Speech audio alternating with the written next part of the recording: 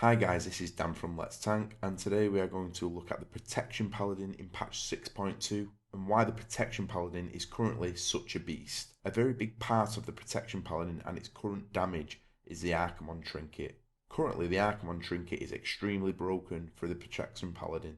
It deals from 100k to over a million in damage every 12 seconds if executed correctly, as well as the normal damage rotation that the Paladin will be doing. So what does the trinket do and how does this affect the Paladin's overall damage? The Librum of Vindication, upon dropping below a certain amount of health, the Librum will proc and deal X amount of damage and X amount of healing.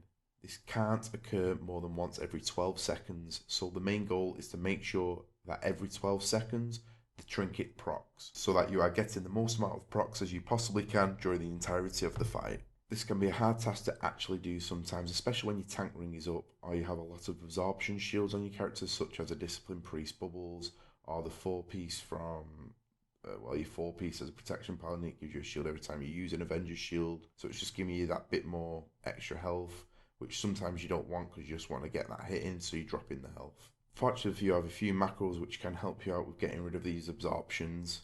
These can be found in the description box below, and you can add or take away some if needed. A lot of the time I remove the /sit, for example. However, do take caution in doing this, as mistiming or not being prepared for the incoming damage can cause death. Also, if you're not tanking and you want to proc your trinket, you can stand in fire patches like an Iskar or use Hand of Sack on the other tank to help drop your health below that threshold. So let's start with the basics. How can we track the proc? Since it's a trinket with a unique ability, it is a little bit trickier to do. So personally, I use an add-on called Weak Auras to track the trinket proc. At the bottom will be a link to Weak Auras download and a link to the script for the actual trinket Weak Aura. How this works is it will give you an icon which you can drag around and place on your screen, and an icon will pop up when your trinket is on cooldown. It's very handy to have and makes it a lot easier to do this actual DPS increase. So another thing we need to look at is the stacking of abilities before the trinket's going to proc. If you can get a Seraphim up, as well as getting your Word of Glory stacks up to do that increased damage, you can get 10 to 15% extra damage just from the Word of Glory glyph, which will give you an extra, say, 20 to 100k damage every time you use it, if you're stacking it right. And overall, this is going to increase your damage by a hell of a lot. So keep an eye on what's coming up. Try to get a big uptime on your Seraphim throughout the fight. You want to be using it on cooldown pretty much. The only time you want to delay it is if you see like your trinkets like got a second or two. And even then, you should just be using it. Like, you want to get as much uptime as you can on the Seraphim, as much time on Word of Glory, just to get your overall damage up.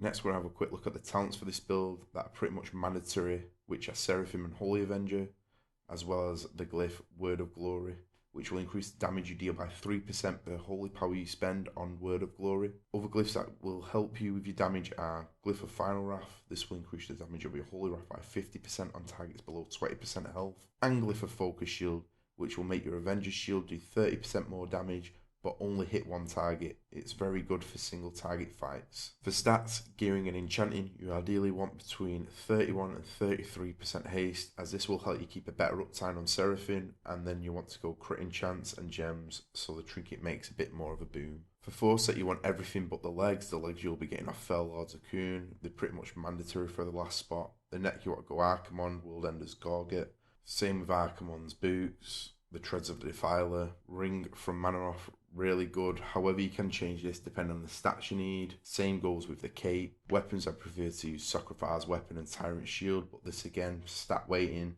and what you can get Warforged and with sockets, all depends on your stat weighting. And pretty much the braces from Zul'Farrak, Breach, Scarred, wrist plates are mandatory. Finally, trinkets. Obviously the Archimonde trinket is a must for this build, or I wouldn't be doing this video.